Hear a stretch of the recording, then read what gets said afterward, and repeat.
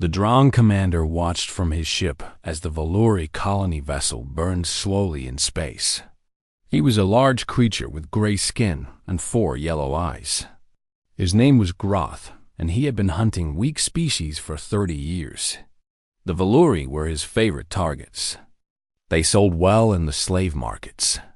Their small bodies made them perfect workers for mines and factories where larger species could not fit. "Commander," one of his officers said, "the Valori shields are failing. We can board them in 10 minutes. Groth smiled. His teeth were sharp and black. "Good. Tell the boarding teams to prepare. I want the young ones captured first. They are worth more." He was about to give another order when an alarm sounded on his ship. "What is that?" Groth demanded. "New contacts, Commander. Ships approaching at high speed." "How many?" The officer checked his screen. His face went pale. 12 ships, Commander. They are human." Groth felt cold for the first time in many years. He had heard stories about humans. Every slaver had heard stories. Humans were strange creatures. They were not the strongest or the fastest or the smartest species in the galaxy, but they were Deathworlders. They came from a planet that killed most things that lived there. They were survivors in ways that other species could not understand, and they were very, very violent when they wanted to be. "What are humans doing here?" Groth asked. His voice was not as confident now. "Unknown, Commander. They are not responding to our signals. They are just coming." Groth looked at the burning Valori ship. Then he looked at the human fleet growing larger on his screen. He had 12 ships of his own. The numbers were equal. But numbers did not matter much against Deathworlders. "Pull back," Groth ordered. "We will wait and watch. Maybe they are just passing through." On the horizon, Captain Yuna studied the tactical display. She could see the Valori colony ship, damaged and dying. She could see the drawn fleet surrounding it like wolves around wounded prey. And she could see her own ships moving into position. "Open a channel to the Valori," she ordered. The communication officer worked quickly. "Channel open, Captain." "Valori vessel, this is Captain Yuna of the human warship Horizon. We received your distress signal. We are here to help. Please respond." For a long moment, there was only static. Then a shaky voice came through the speakers. "This is Ambassador Keth. You are really human?" "Yes, we are human. What is your situation?" "We are badly damaged. Many wounded. The Drawn have been attacking us for hours. We thought we were going to die." Yuna heard the fear and relief mixed together in Keth's voice. She had heard that sound before. It was the sound of someone who had given up hope and then found it again. "You are not going to die today," Yuna said firmly. "My ships will protect you. I am sending medical teams and engineers to help your vessel. Do we have permission to board?" Another pause. Keth was probably scared. Humans had a terrible reputation. Letting them on board was a risk. But what choice did he have? "Yes," Keth said finally. "You have permission." "Good. Hold tight. Help is coming." Yuna turned to her crew. "Teho, take your medical team to the Valori ship. Anna, bring your engineers. I want that ship stable." Teho was the chief medic. He was a young man with kind eyes and gentle hands. He had joined the military to save lives, not take them. He nodded and gathered his team. Hana was the chief engineer. She was a woman with oil stains on her uniform and tools always in her pockets. She could fix almost anything. She nodded too and started giving orders to her people. Within minutes, shuttles left the horizon and flew toward the Valori ship. The Drawn fleet watched but did not attack. They were waiting to see what would happen. When the shuttles docked with the Wandering Light, Keth was there to meet them. He stood in the damaged docking bay with a group of frightened Valori behind him. His forearms were folded across his chest. His compound eyes watched the shuttle doors with a mix of fear and hope. The doors opened, Humans stepped out. Keth had imagined monsters. He had imagined creatures with blood on their teeth and murder in their eyes. He had imagined the Deathworlders from all the terrible stories he had heard. Instead, he saw a young man with a gentle smile carrying a medical bag. He saw a woman with messy hair and a tool belt around her waist. He saw soldiers who held their weapons down and did not point them at anyone. He saw humans who looked tired and worried, and kind. Taiho walked forward slowly. He did not want to scare the Valori. He had read about them quickly on the way over. He knew they were fragile, that they feared larger species, that they had never met humans before. Ambassador Keth? He asked softly. Keth nodded. He could not speak. This was not what he expected. I am Taiho. I am a doctor. Where are you wounded? Keth found his voice. In the lower decks. Many of them. The explosions. The fires. Show me. Keth led Taiho and his team through the ship. What they found broke the young medic's heart. Valori with burned wings. Valori with broken limbs. Valori children crying in corners while their parents tried to comfort them. Taiho got to work immediately. He moved from patient to patient, treating wounds with gentle hands. He spoke softly to each Valori, telling them they were safe now, telling them everything would be okay. His team spread out through the ship, helping everyone they could find at the same time. Hannah and her engineers attacked the ship's problems. They sealed hull breaches.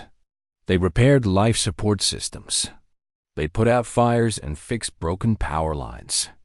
Hannah crawled through tight spaces that were not made for humans, cutting her arms and legs on sharp metal, but she did not stop. Keth watched all of this with growing amazement. These were the monsters from the stories. These were the terrifying Deathworlders that every species feared. He watched Taiho hold a dying elder's hand and speak comfort to her until she passed peacefully. He watched Hannah work for hours without rest, her face covered in sweat and soot, never complaining. He watched human soldiers carry Valori children to safety, their big hands holding the small bodies so carefully, so gently. I do not understand, Keth said finally. He was standing next to Taiho, who was taking a short break to drink water. You are humans. You are Deathworlders. Why are you helping us? Taiho looked at him. Why would we not help you? Because you do not know us. We have nothing to offer you. We are weak and small and useless. Why would Deathworlders care about us? Taiho was quiet for a moment. Then he smiled sadly. On Earth, where we come from, there is a saying, the strong should protect the weak. It is not always true. Humans are not always good. We have done terrible things in our history, but many of us believe that strength means nothing if you do not use it to help others. He looked at the Valori around them. You are weak. You say you are small, but you have children here. You have families. You have people who love each other and want to live. How is that different from us?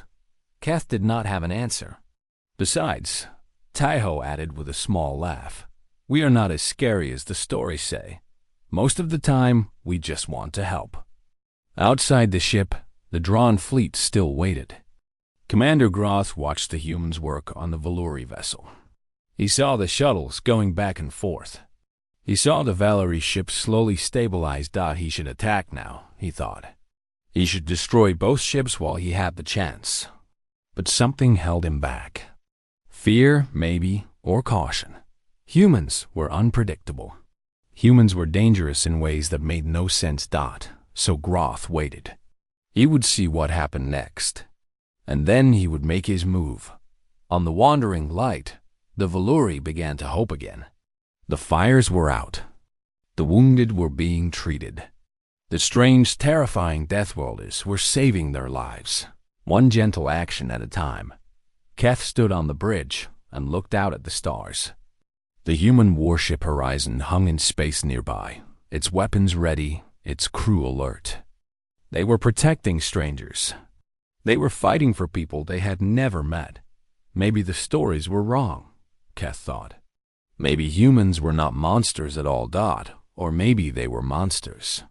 But maybe monsters could choose to be good. The emergency lights inside the Valori colony ship flashed red and orange. Alarms screamed through every corridor. Ambassador Keth pressed his thin, insect-like body against the wall as another explosion shook the vessel. His forearms trembled. His compound eyes reflected the chaos around him.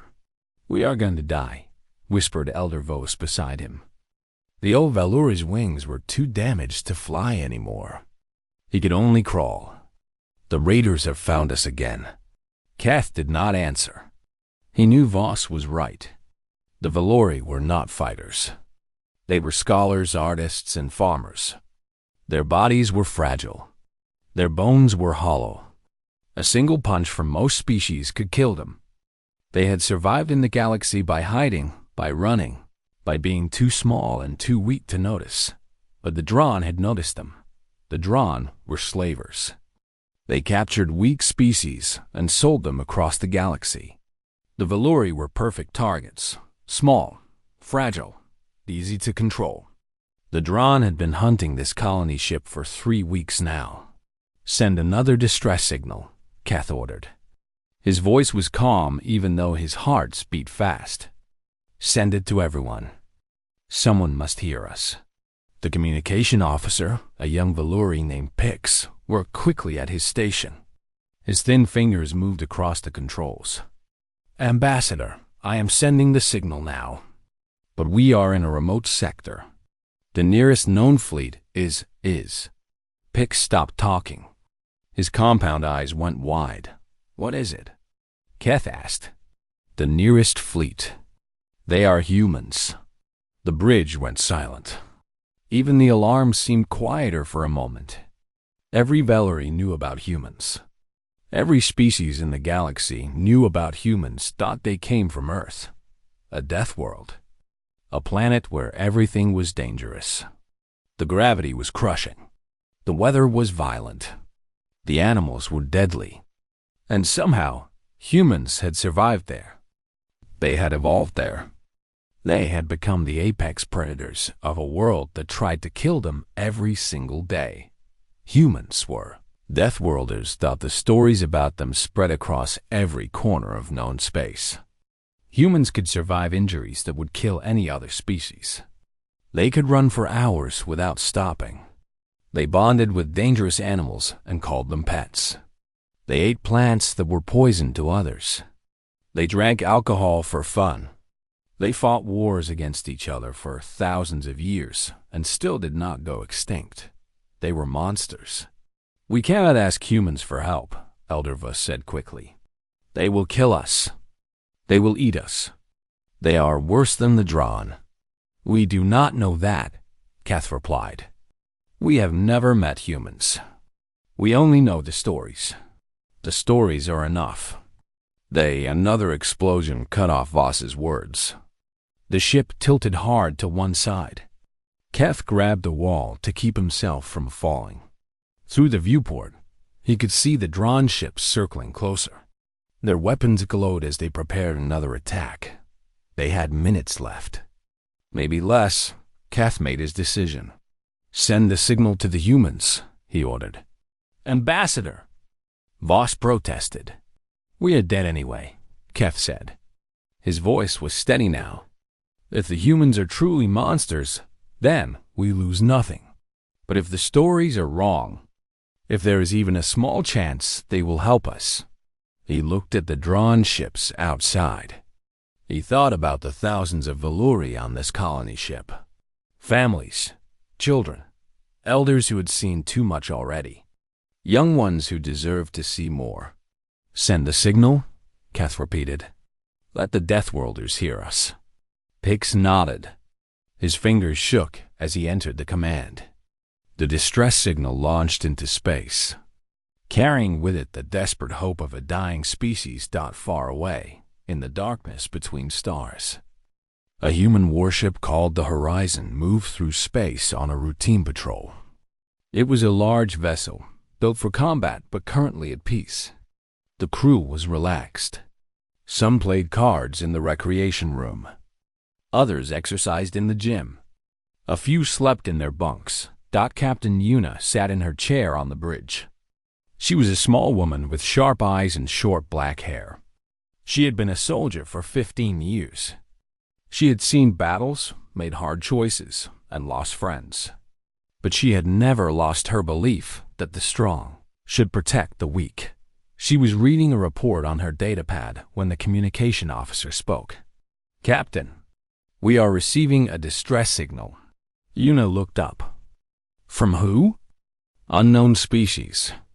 They identify themselves as Valuri. I have no records of previous contact with them." "What does the message say?" The officer played the audio. Keth's voice filled the bridge, translated by the ship's computer. The fear in his words was clear even through the translation. "This is Ambassador Keth of the Valuri colony ship Wandering Light. We are under attack by drone raiders. We have civilians on board. Families, children. We cannot fight. We cannot run. Please, if anyone hears this, please help us. We are begging you." The message ended. The bridge was quiet. Yuna stood from her chair. She walked to the main viewport and looked out at the stars. Somewhere out there, a ship full of innocent people was dying. They were strangers. They were not human. They were not part of any alliance or treaty, but they were asking for help. "Navigation," Yuna said. "How far to the signal's origin?" 40 minutes at maximum speed, Captain." Yuna nodded. "Set course." "Maximum speed." "Captain," the first officer said carefully. He was a tall man named Day One with a calm voice. "We have no information about this species. We do not know the situation. The drawn unknown slavers with a large fleet. This could be dangerous." "It is dangerous," Yuna agreed. "That is why they need help. Some officers might say this is not our problem." Yuna turned to face him. Her eyes were hard but not angry. "Those officers can file a complaint when we get back.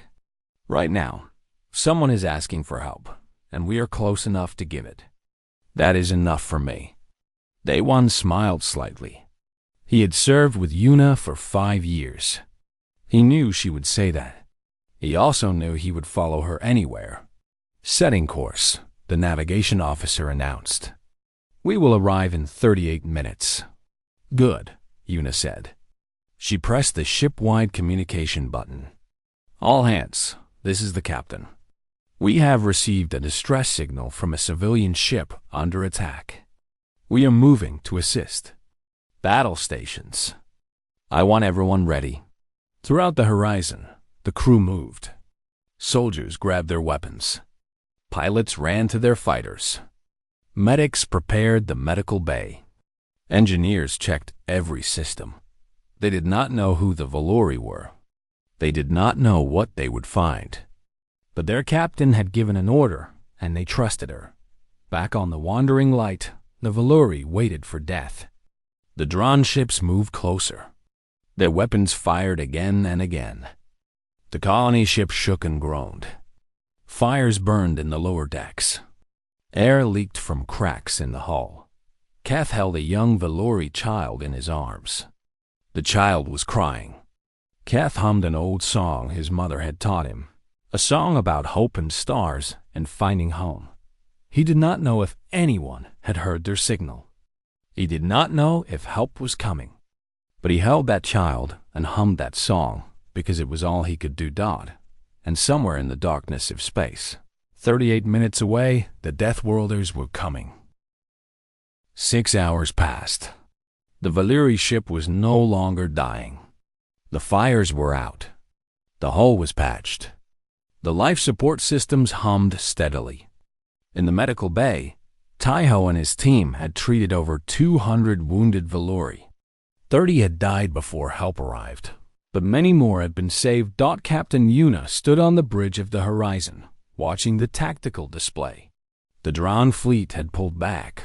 but they had not left. They were waiting at the edge of the system, 12 ships floating in the darkness like sharks circling a wounded fish. "They will come back," said Day One. He stood beside Yuna, his arms crossed. "The Drawn never give up a hunt." "I know," Yuna replied. "But we needed time to help the Valuri. We bought that time. What happens now?" Yuna thought for a moment. "We escort the Valuri to safety. There is a neutral station 3 days from here. They can get repairs and supplies there. Maybe find an alliance to protect them. And if the Drawn attack during the journey, then we fight." Day One nodded. He had expected that answer. Yuna was not the type to run from battle. She was not the type to abandon people who needed help. A communication alert sounded on the bridge. The officer on duty looked up with concern on his face. "Captain, we are receiving a transmission from the Drawn fleet." "Put it through." The main screen flickered. Commander Groth's face appeared. His gray skin was rough like stone. His 4 yellow eyes stared at Yuna with a mixture of anger and curiosity. When he spoke, his voice was deep and cold. "Human Captain, I am Commander Groth of the Drawn hunting fleet. You have interfered with our lawful hunt." Yuna raised an eyebrow. "Lawful? You are attacking a civilian ship full of refugees. The Valuri are prey. They have always been prey. The strong take from the weak. This is the law of the galaxy. You should know this better than anyone, Deathworlder." Yuna felt a flash of anger, but she kept her voice calm. "We do not follow your laws, Commander. And we do not abandon people who ask for help." Groth laughed. It was an ugly sound. "You think you are heroes? You think you are saving them? You are only delaying the end. The Valuri belong to us now. They entered our hunting grounds. They are our property. They are not property. They are people. They are weak. That makes them prey. That is the only truth that matters." Yuna stepped closer to the screen. Her eyes were hard like iron. "Let me tell you a truth, Commander. Humans may be Deathworlders. We may come from a violent planet. We may have a history full of blood and war. But we also have another side. We protect those who cannot protect themselves. We stand up for those who are knocked down. And we do not tolerate bullies." Groth's smile faded. "You dare threaten me?" "I am not threatening you. I am informing you. The Valuri are under our protection now. If you want them, you will have to go through us. And I promise you, Commander, that is not a fight you want to start." The bridge was silent.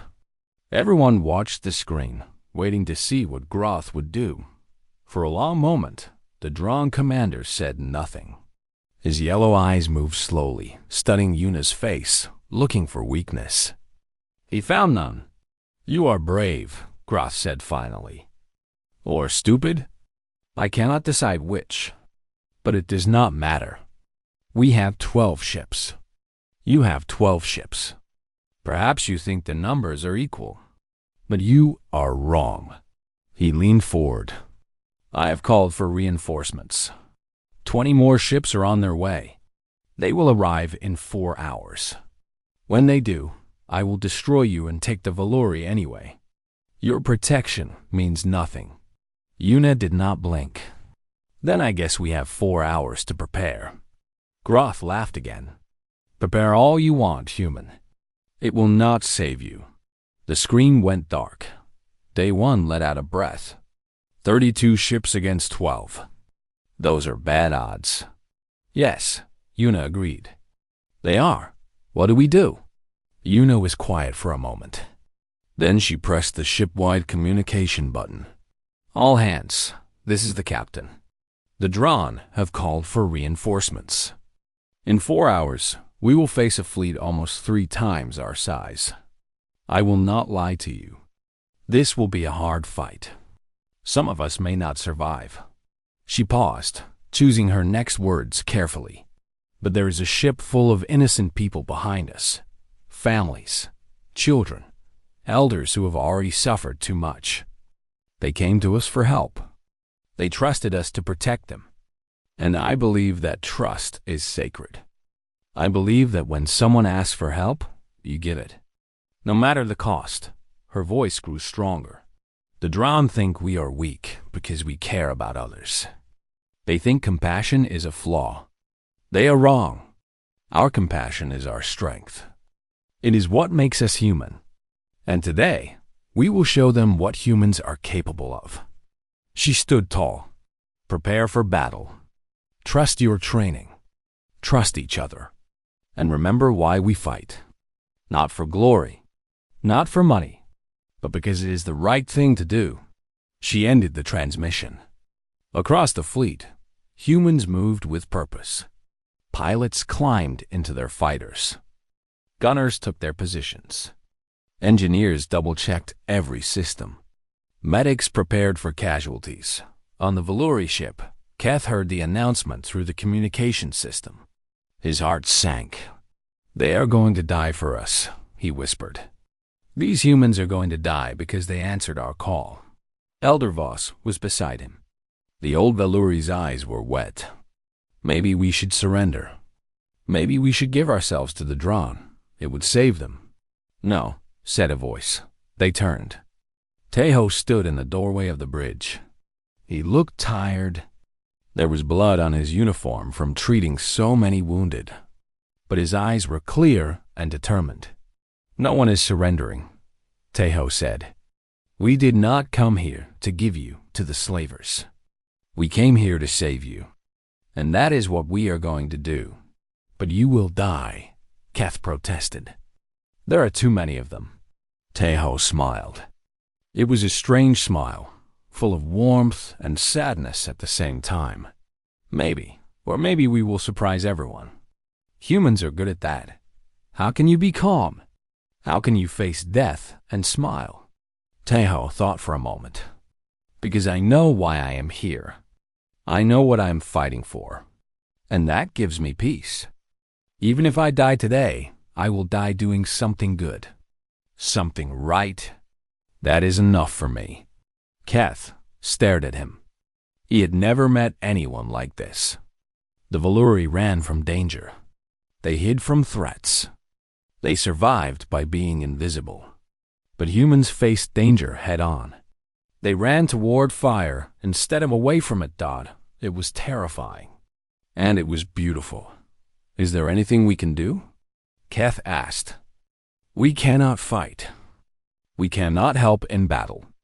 But there must be something. Tejo nodded. Keep your people calm. Take care of each other.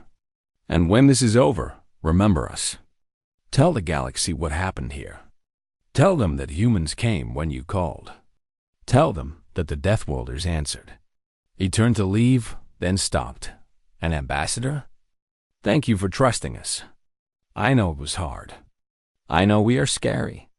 But you gave us a chance to prove who we really are. That means more than you know. Then he was gone, heading back to prepare for battle. Keth stood alone on the bridge. Outside the viewports, he could see the human fleet forming into battle lines. 12 ships against 32. Bad odds. Impossible odds. But the humans were not running. They were not hiding. They were standing their ground, ready to fight and die for strangers. Keth had never believed in the old Valuri gods. He had always thought prayer was foolish. But now, watching those human ships, he closed his eyes and whispered a prayer for the first time in his life. Please, he said to whatever might be listening, let them live. Let the Deathworlders survive. They deserve better than this. And somewhere in the cold darkness of space, the enemy fleet grew closer.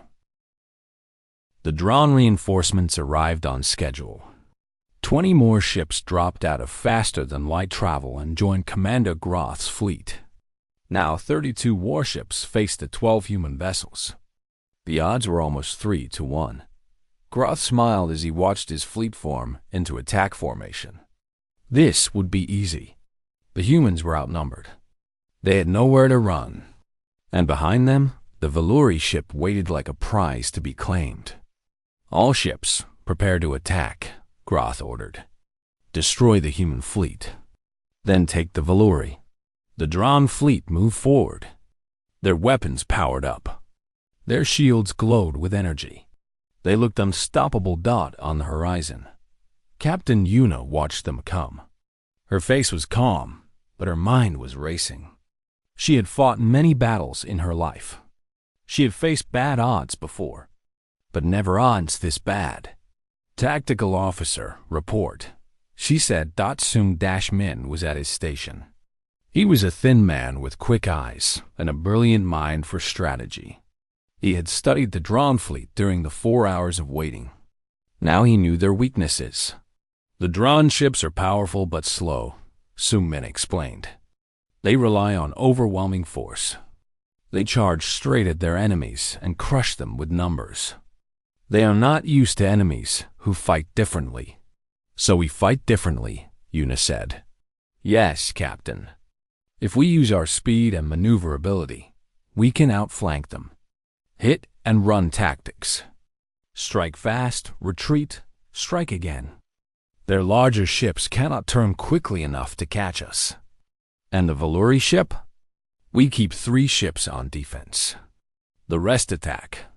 We need to be aggressive. If we wait, they will surround us." Yuna nodded. It was a risky plan, but it was the only plan that had any chance of working. "All ships," she announced over the fleet communication channel. "This is the captain. Execute Battle Plan Delta. Defense team, protect the Valori. Attack team, follow my lead. Today, we show the Dron what Deathworlders can do." The human fleet split into 2 groups. 3 ships stayed behind to guard the wandering light. The other 9, led by the Horizon, shot forward at full speed toward the enemy. Groth laughed when he saw the humans charging. "Fools. They are outnumbered and they attack? They are either very brave or very stupid." But his laughter died when the battle began. The human ships did not fight like any enemy Groth had seen before. They moved like dancers, spinning and weaving between the drawn vessels. They struck from unexpected angles. They hit weak points in the enemy shields. And they were fast. So fast, the Horizon led the attack. Yuna stood on the bridge, calling out orders with rapid precision. "Hard left, fire on that cruiser. Now right, target the weapons array. Full speed ahead, punch through their line." Her crew responded instantly. Pilot G1's hands flew across the controls, steering the ship through a maze of enemy fire. Gunners hit their targets with deadly accuracy. Engineers kept the shields up, and the engines running. Sung-Min watched the tactical display, calling out enemy movements. 3 ships trying to flank us on the right. 2 more coming from above. "Fighter Squadron 2, intercept the flankers," Yuna ordered. "Squadron 3, take the ones above." Human fighter pilots launched from the carriers. Small, fast ships piloted by the bravest men and women in the fleet. They swarmed around the larger drawn vessels like angry hornets. Pilot Byra led Fighter Squadron 2. She was young, only 23, with a grin that never faded even in the worst situations. Her fighter twisted and rolled through enemy fire, getting closer and closer to the drawn cruiser. "Target in sight," she reported. Firing missiles. The missiles struck the cruiser's engine section. A massive explosion ripped through the ship. It drifted, dead in space, as Bara and her squadron flew past. "One down," she laughed. "Who wants the next one?" The battle raged across the system. Human ships attacked and retreated, attacked and retreated. They never stayed in one place long enough for the Dron to target them properly. They used the enemy's size against them, slipping through gaps in their formation and striking from behind. Groth's confidence began to crack. How are they doing this? He demanded. "They are outnumbered. They should be dying. The humans fight like nothing I've ever seen," one of his officers reported. They are too fast, too unpredictable. We cannot pin them down. Then use more ships. Overwhelm them. But overwhelming the humans was harder than it sounded. Every time the Dron tried to concentrate their forces, the humans slipped away. Every time the Dron chased one ship, 3 others attacked from a different direction. Meanwhile, the human Marines were preparing for Phase 2 of the plan. Sergeant Hyan Su stood in the boarding shuttle, surrounded by his team. They were the assault team, trained for close combat. Their mission was to board Groth's command ship and disable it. Everyone ready? Hyan Su asked. His team nodded. They were nervous, but determined. Marines were not afraid of death. They were afraid of failing their mission. The shuttle launched from the horizon during a moment of chaos. It was small enough to avoid the enemy sensors. It flew through the battlefield, dodging debris and explosions, until it reached Groth's command ship. Docking now, the pilot announced. Good luck, Sergeant. The shuttle slammed into the side of the Dron vessel. The Marines cut through the hull and poured inside. What followed was brutal. The Dron soldiers were bigger than humans. They were stronger, but they were not prepared for human ferocity. Hyan Su and his team fought with everything they had. They moved through the ship like ghosts, clearing corridors and taking down enemies. Dron soldiers fell one by one. They had expected easy prey. They found Deathworlders instead. Moving to engineering, Hyan Su reported. We are going to disable their main power. Copy that, Yuna replied. Make it fast. We cannot hold out forever. It was true. Despite their tactics, the human fleet was taking damage. Ships were losing shields. Some had hull breaches. The defense team protecting the Villuri ship was under heavy assault, but they kept fighting. Because that was what humans did. On the bridge of Groth's ship, panic was spreading. The commander watched his tactical display with growing horror. His ships were being destroyed. His soldiers were being killed. And now there were humans on his own vessel. Commander, we have boarders in Section 7. They are heading for engineering. Stop them. Send every soldier we have. But it was too late. Hyan Su's team reached the engineering deck. A brief, violent fight followed. When it was over, the Dron defenders were dead, and Hyan Su's team controlled the power core. Shutting down main power now, Hyan Su announced. Groth's ship went dark. Every system failed. The great vessel drifted helplessly, its weapons silent, its shields gone. The Dron fleet saw their command ship go dark. Confusion spread through their ranks. Without their leader, they did not know what to do. Why UNA saw the opportunity. All ships, full attack. Push them back. The human fleet surged forward with renewed energy. They hit the disorganized Dron fleet with everything they had. Without Groth's orders, the slavers began to retreat. One ship fled, then another, then more. Within an hour, the battle was over. The Dron fleet scattered into the darkness of space, leaving behind 20 destroyed ships. The remaining 12 fled at maximum speed, too scared to look back. On the horizon, cheers erupted across every deck. Soldiers hugged each other. Pilots laughed with relief. Even the usually calm Day One allowed himself a small smile. We did it, he said. We actually did it. Yuna sat in her captain's chair, exhausted but satisfied. They had lost 2 ships in the battle. Good people had died, but thousands of Villuri were safe now. The slavers were gone. It was worth it, she thought.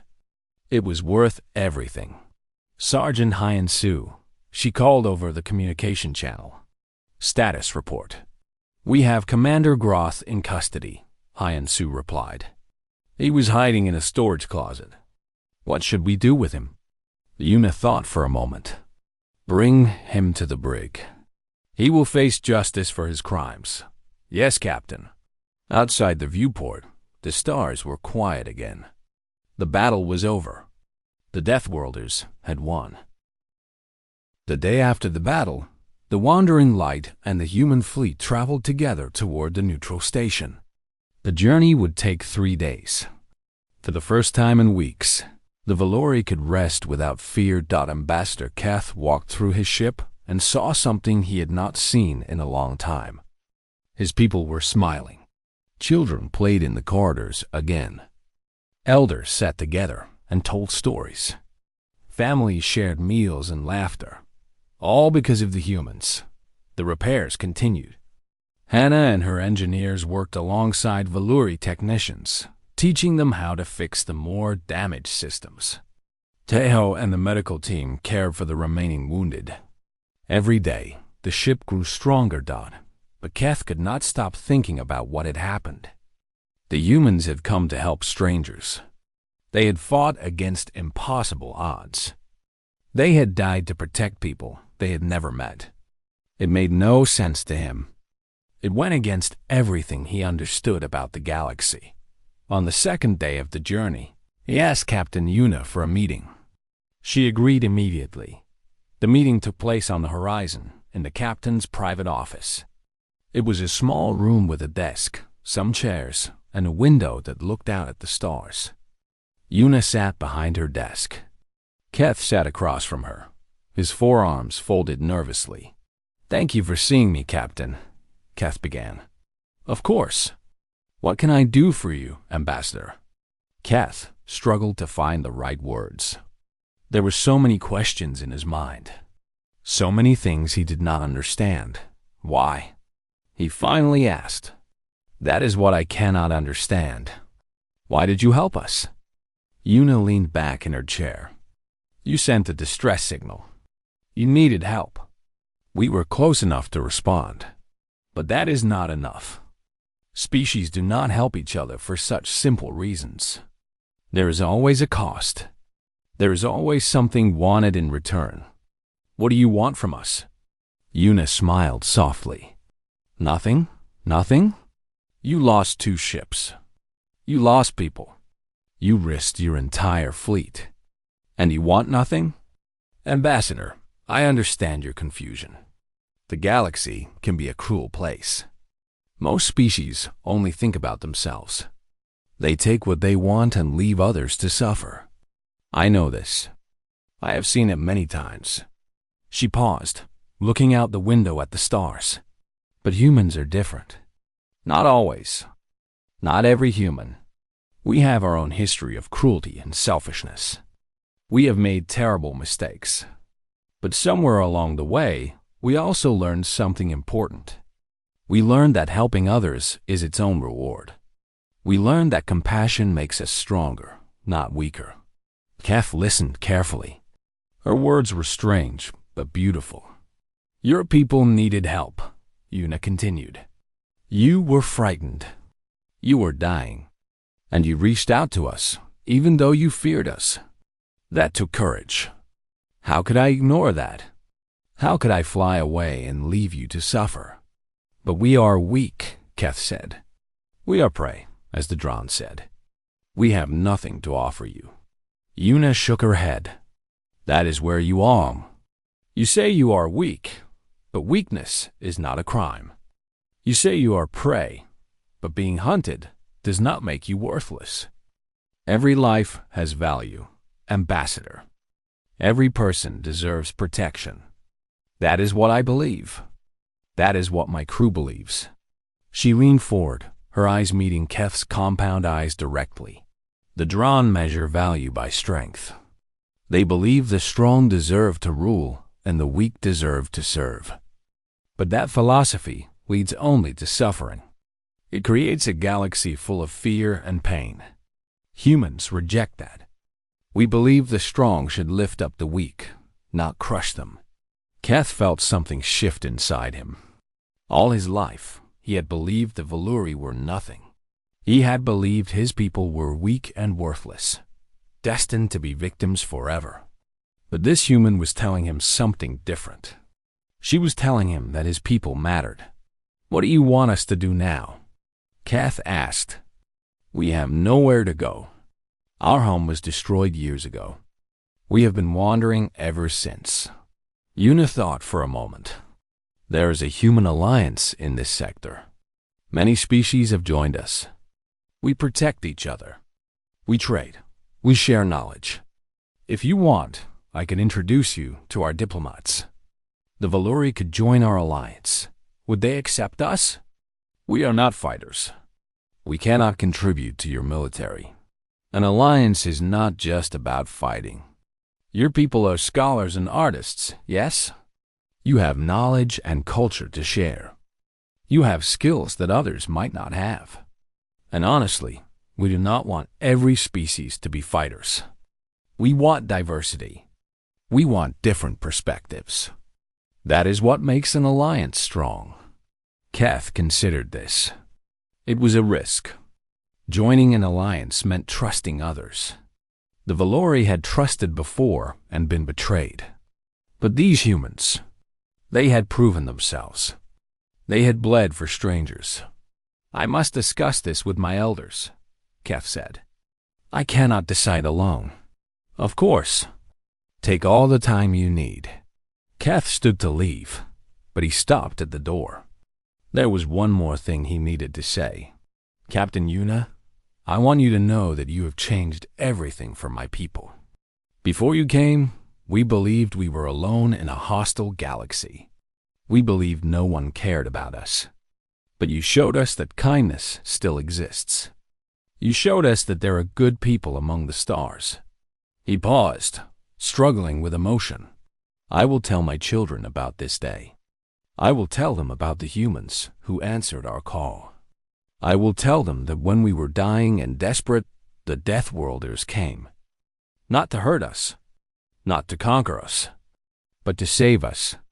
That story will be passed down for generations. Una stood and walked around her desk. She stopped in front of Keth and, very gently, placed her hand on one of his thin arms. Tell him something else too, she said softly.